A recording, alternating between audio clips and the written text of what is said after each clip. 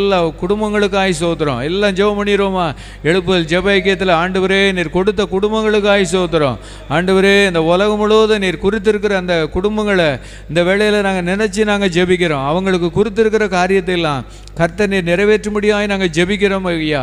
இன்னும் அநேகம் உங்களிடத்தில் உண்டுப்பா, இன்னும் அநேகம் உங்களிடத்தில் உண்டு ஆண்டவரே. அந்த உண்டுங்கிற காரியத்தை ஆண்டவரே நாங்கள் மனசில் வச்சு உங்களிடத்தில் விசுவாசத்தோடு கேட்குறோம் ஆண்டவரே. இன்னும் அதிசயம் உண்டு, இன்னும் அற்புதம் உண்டு.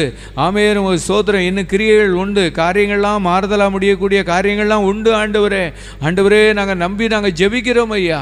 ஆண்டவரே உமக்கு சோத்திரம் சோத்திரம் சோத்திரம் சோத்திரம் சோத்திரம். ஆண்டவரே உமக்கு சோத்திரம் சோத்திரம் சோத்திரம். எனக்கு குறித்திருக்கிறதை அவர் நிறைவேற்றுவார். இன்னும் அநேகம் அவரிடத்தில் உண்டுன்னு சொல்லி நம்ம நம்பி ஜெபம் பண்ணியிருக்கிறோம். அந்த நம்பிக்கையை கர்த்தர் கனப்படுத்தி குறித்திருக்கிறத எல்லாவற்றையும் கர்த்தர் நிறைவேற்றுவார். கரங்களை தட்டி கர்த்தரை மகிமைப்படுத்துவோமா?